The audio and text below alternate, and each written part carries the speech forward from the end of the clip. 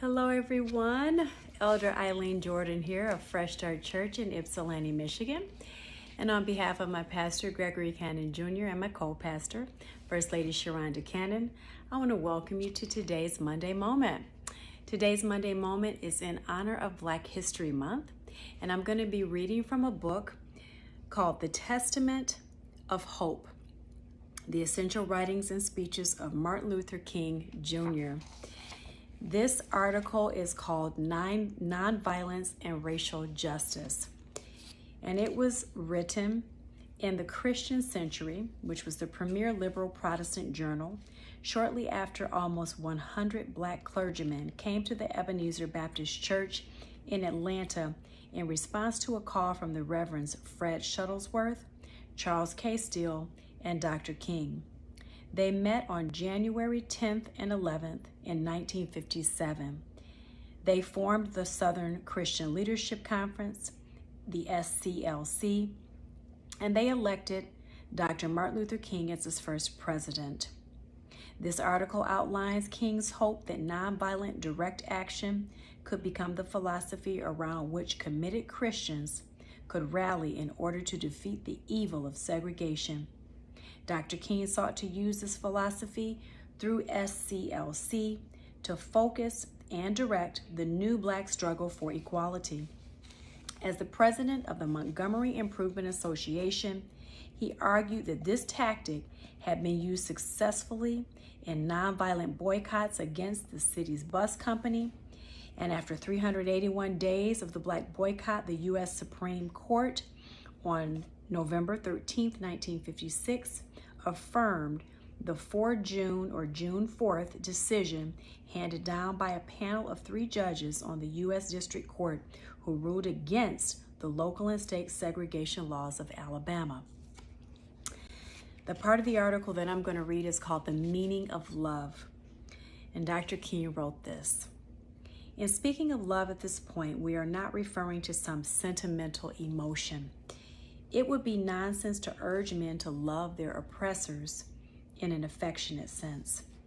Love in this connection means understanding goodwill. There are 3 words for love in the Greek New Testament. First, there is eros. In Platonic philosophy, eros meant the yearning of the soul for the realm of the divine. It has come now to mean a sort of aesthetic or romantic love. Second, there is philia. It meant intimate affectionateness between friends. Philia denotes a sort of reciprocal love. The person loves because he is loved. When we speak of loving those who oppose us, we refer neither to eros nor philia.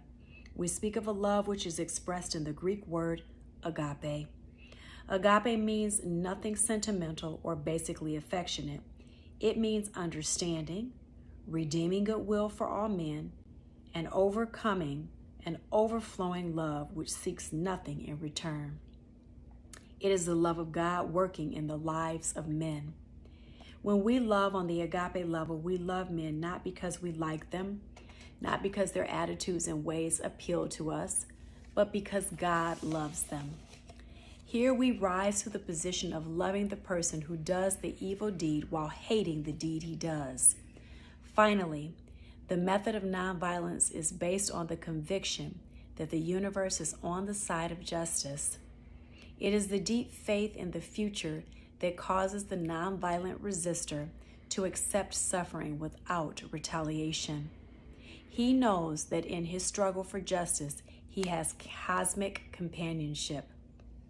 This belief that God is on the side of truth and justice comes down to us from the long tradition of our Christian faith. There is something at the very center of our faith which reminds us that Good Friday may reign for a day, but ultimately it must give way to the triumphant beat of the Easter drums. Evil may so shape events that Caesar will occupy a palace and Christ a cross, but one day that same Christ will rise up and split history into AD and BC, so that even the life of Caesar must be dated by Christ's name. So in Montgomery, we can walk and never get weary because we know that there will be a great camp meeting in the promised land of freedom and justice. This, in brief, is the method of nonviolent resistance. It is a method that challenges all people struggling for justice and freedom. God grant that we wage the struggle with dignity and discipline. May all who suffer oppression in this world reject the self-defeating method of retaliatory violence and choose the method that seeks to redeem. Through using this method wisely and courageously, we will emerge from the bleak and desolate midnight of man's inhumanity to man into the bright daybreak of freedom and justice. Through using this method wisely and courageously, we will emerge from the bleak and desolate midnight of man's inhumanity to man into the bright daybreak of freedom and justice. Thank you for joining us today for this Monday moment in celebration of Black History Month. And I want to invite each and every one of you to join me at Fresh Start Church. We are a local loving church with a global impact for Jesus Christ. And we want to experience the love of Christ with you. We meet every Sunday at 623 Oak Street in Ypsilanti, Michigan at 12 o'clock noon. And we also air every Sunday Eastern Standard Time at 12 o'clock noon on social media and on our YouTube and on our website. You can get the link for that airing by text messaging the word The Church to the number 734-875-8787. And until I see you there, I want to offer you a prayer of love, peace, and many blessings.